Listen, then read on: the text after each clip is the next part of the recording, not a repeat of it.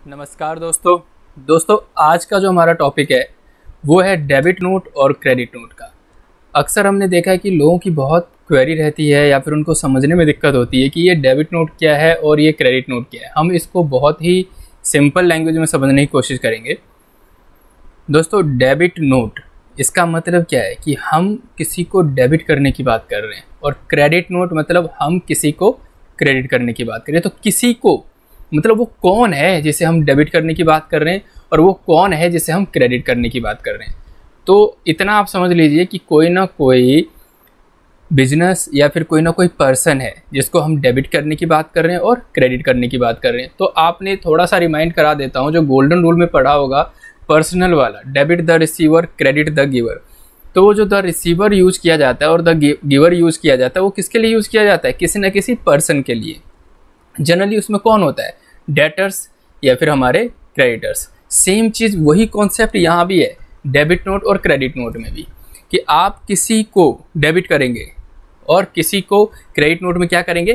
Credit करने की बात करते हैं। तो पहले हम समझते हैं कि डेबिट नोट हम कैसे, कौन कौन सी ऐसे सर्कमस्टांसेज होंगे या कौन कौन सी ऐसी सिचुएशन बनेगी कि हम किसी को डेबिट नोट इशू करेंगे। तो पहले समझ लेते हैं कि आपने किसी से माल या गुड्स परचेज किया। इट मीन्स कि आपका कोई सप्लायर है। जब आपने उससे परचेज किया तो आपने एंट्री क्या की है? Purchase account debit to creditor. और आपसे बोला गया है कि भाई इस सप्लायर को या ये जो हमारा क्रेडिटर है इसको डेबिट नोट इशू करना है। इट मीन्स कि आप अपने क्रेडिटर को क्या करने वाले हैं? डेबिट करने वाले हैं। जब आप क्रेडिटर को डेबिट करने वाले होते हैं तो क्रेडिटर आपकी क्या है? लायबिलिटी है, और लायबिलिटी को आपको क्या करना है? कम करना है। तो इसका मतलब क्रेडिटर को डेबिट कर देंगे तो लायबिलिटी कम हो जाएगी। तो वही बात फिर से वही घूम फिर के आ गई कि डेबिट नोट का मतलब किसी को डेबिट कर देना। और यहाँ कौन है डेबिट करने वाला? वो डेबिट जिसको हम करने जा रहे हैं वो है हमारा क्रेडिटर। तो इसका मतलब ये थोड़ा सा तो कॉन्सेप्ट आपको क्लियर हो गया होगा कि यार अगर हम सप्लायर को डेबिट नोट इशू कर रहे हैं इसका मतलब सप्लायर को डेबिट करना है। अब यही कॉन्सेप्ट डेटर्स की तरफ से आती है कि हमें डेटर्स को डेबिट नोट इशू करना है। इसका मतलब हम डेटर्स को डेबिट करेंगे। इतना तो कॉन्सेप्ट क्लियर है कि अगर आप डेबिट नोट किसी को इशू कर रहे हैं तो आप उसको डेबिट ही करेंगे।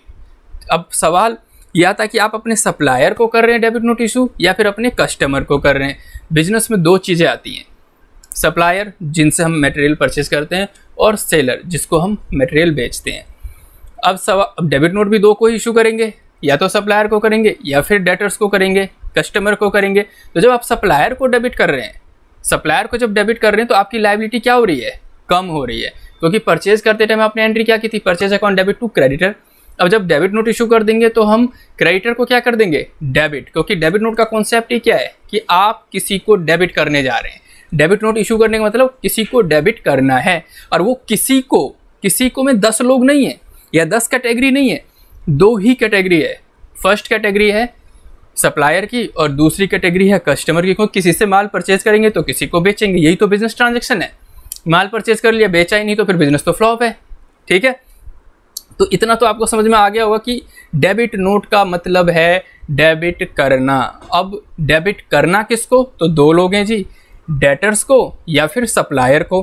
तो सप्लायर को हम डेबिट क्यों करेंगे?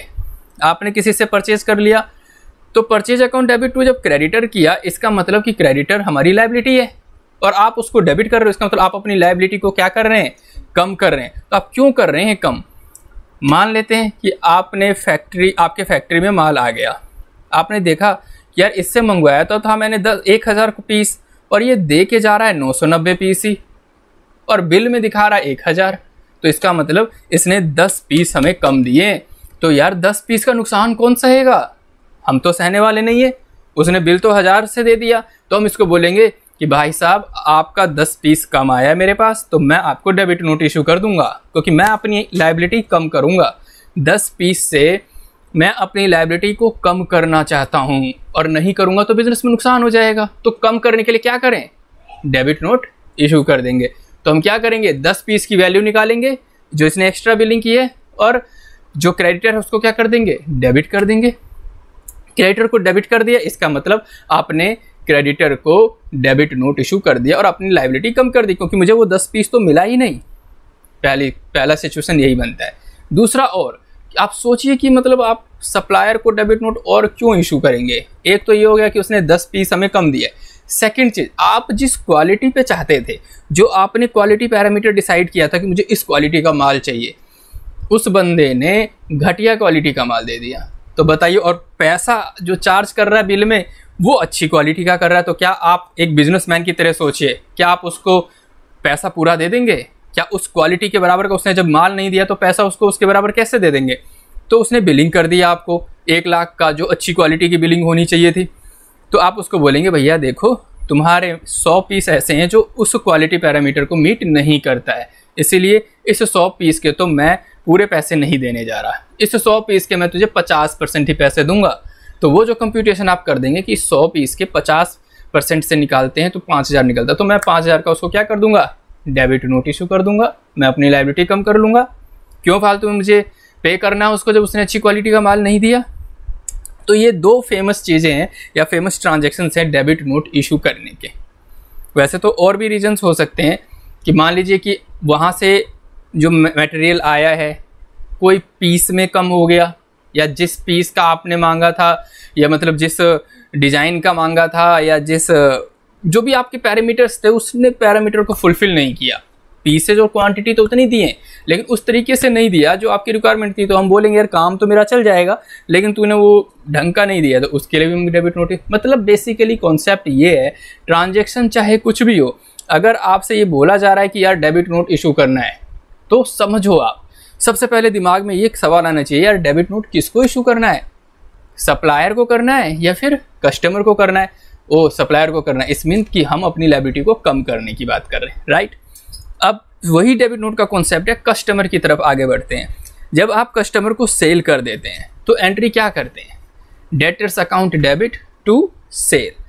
मतलब डेटर ऑलरेडी डेबिट है और आप उस डेटर को और डेबिट नोट दे रहे हैं। इसका मतलब आप अपने असेट को बढ़ा रहे हैं। आप बोल रहे हैं कि भैया तेरे से पैसा मुझे और चाहिए, इसलिए मैं आपको क्या इशू कर रहा हूँ, डेबिट नोट। इट मीन्स कि अगर मैं समराइज करूँ तो सप्लायर को अगर डेबिट नोट इशू करते हैं तो लायबिलिटी कम करते हैं, और डेटर्स को अगर डेबिट नोट इशू करते हैं तो एसेट को बढ़ाते हैं, पैसे को बढ़ाते हैं। अब वो क्यों बढ़ाते हैं? मैंने माल बेच दिया कस्टमर को और फिर बाद में पता चला यार मैंने तो कम प्राइस चार्ज कर लिया इससे, तो मैं उसको बोलूँगा भाई साहब मैंने जो आपको माल बेचा है ना वो आपको सस्ते दाम पे बिलिंग हो गई है, तो मैं आपको एक डेबिट नोट और इशू कर रहा हूँ डिफरेंस अमाउंट के नाम से। तो आप उसको बोलेंगे इतना पैसा मुझे तेरे से और चाहिए। तो आप एंट्री क्या करेंगे उस डेबिट नोट की, डेटर्स अकाउंट डेबिट, डेटर्स को और डेबिट कर दिया। तो जहाँ आप डेटर्स को डेबिट कर रहे हैं, दोनों ही केस में वो जो व्यक्ति है, वो जो पर्सन है, वो डेबिट ही हो रहा है, लेकिन एक मेरा सप्लायर था इसलिए मेरी लायबिलिटी कम हो रही है, और एक मेरा कस्टमर है इसलिए मेरा असेट बढ़ रहा है। यहाँ से मुझे पैसा लेना है, ज़्यादा लेना है, और इससे पैसा मुझे कम देना है। तो आई थिंक दोस्तों डेबिट नोट का कॉन्सेप्ट क्लियर हो गया होगा कि अगर डेबिट नोट हम अपने सप्लायर को इशू करते हैं तो लायबिलिटी को कम करते हैं, मुझे पैसा उसको कम देना है, और अगर हम डेबिट नोट डेटर्स को इशू करते हैं जिसको माल बेचा है तो मुझे उससे पैसा ज़्यादा लेना है। हो सकता है आपने जब बिलिंग किया तो यार 10 पीस का कम बिल कर दिया, इसको तो गलती हो गई हमसे, तो 10 बिल का और आपने डेबिट नोट इशू कर दिया उसको, तो यार इसको तो अच्छी क्वालिटी का माल चला गया, मैंने रेट तो कम क्वालिटी वाला लगा लिया, तो इसको और बता देंगे कि भैया मैंने तेरे से कम बिलिंग कर दी है, ये ले और डेबिट नोट ले ले। आई थिंक आपको डेबिट नोट का कॉन्सेप्ट क्लियर हो गया होगा। अब आगे बढ़ते हैं क्रेडिट नोट। जैसा कि मैंने वीडियो के स्टार्टिंग में बताया था कि डेबिट नोट का मतलब आप किसी को डेबिट करने जा रहे हैं, ऐसे ही क्रेडिट नोट का मतलब क्या होगा, आप किसी को क्रेडिट करने जा रहे हैं। जब आप किसी को क्रेडिट करने जा रहे हैं तो थोड़ा सा दिमाग लगाते हैं। सप्लायर को अगर हम क्रेडिट कर देंगे तो सप्लायर तो ऑलरेडी क्रेडिट है, purchase account debit to supplier. जब हम परचेज करते हैं तो एंट्री क्या करते हैं, purchase account debit to supplier, और सप्लायर को क्रेडिट नोट और इशू करने की बात हो रही है। इसका मतलब हम लायबिलिटी को और बढ़ा रहे हैं। और जब हम कस्टमर को क्रेडिट नोट इशू करेंगे तो इसका मतलब कस्टमर का नेचर तो डेबिट था, debtor account debit to sale करते हैं, और कस्टमर को हम क्रेडिट करने जा रहे हैं, इसका मतलब हम अपने असेट को कम कर रहे हैं। उसने पैसा दिया नहीं फिर भी हम उसको कम कर रहे हैं क्योंकि हमने उसको क्रेडिट नोट इशू कर दिया है। तो आई थिंक अगर आपको डेबिट नोट का कॉन्सेप्ट क्लियर हो गया होगा तो सेम चीज़ है क्रेडिट नोट में। अगर आपने सप्लायर को क्रेडिट नोट इशू किया तो इसका मतलब आप अपनी लायबिलिटी बढ़ा रहे हैं। डेटर्स को क्रेडिट नोट इशू कर दिया, इसका मतलब उस पर्सन को जो आपका एसेट है उसको आप कम कर रहे हैं, इसका मतलब आप अपने एसेट को भी कम कर रहे हैं। तो ट्रांजेक्शन्स अलग अलग हो सकती हैं क्रेडिट नोट इशू करने की। यार हम अपने सप्लायर को क्रेडिट नोट क्यों इशू कर रहे हैं? क्योंकि सप्लायर ने मुझे फ़ोन किया कि सर आपको तो अच्छी क्वालिटी का माल चला गया है लेकिन मैंने बिलिंग आपको कम कर दिया है, तो मैं आपको डेबिट नोट इशू कर रहा हूँ, बदले में आप मुझे क्या करें, क्रेडिट नोट इशू कर दीजिए। आप इधर कस्टमर को बोल सकते हैं, आपका कस्टमर आपको फ़ोन करके बोलता है कि सर आपने जो मुझे बिलिंग किया है वो ज़्यादा प्राइस से कर दिया है, प्राइस तो मेरा कम होना चाहिए, तो मैं आपको पैसा कम दूंगा। तो भाई ठीक है, वो मुझे क्या इशू कर देगा, डेबिट नोट, तो मैं उसको क्या इशू कर दूंगा, क्रेडिट नोट। आई थिंक दोस्तों मैंने कोशिश की है कि एक प्रैक्टिकल प्रॉब्लम को लेकर डिस्कस करके डेबिट नोट और क्रेडिट नोट को समझाने की। अगर फिर भी आपको लगता है कि इसमें कोई कॉन्सेप्ट मेरे से छूट गया है या आपकी कोई क्वेरी रहती है डेबिट नोट और क्रेडिट नोट को लेकर, तो प्लीज़ आप कमेंट बॉक्स में बता दीजिएगा कि सर ये समझ में नहीं आया। और मैं उम्मीद करता हूँ कि ऐसे ही कुछ प्रैक्टिकल प्रॉब्लम्स को लेकर मैं वीडियोज़ बनाऊँगा और आप लोगों की कुछ हेल्प हो सके। अभी तक अगर आपने चैनल सब्सक्राइब नहीं किया तो प्लीज़ चैनल सब्सक्राइब कर लीजिएगा। मिलते हैं नेक्स्ट वीडियो में कुछ ऐसे ही बहुत ही इंपॉर्टेंट टॉपिक के साथ।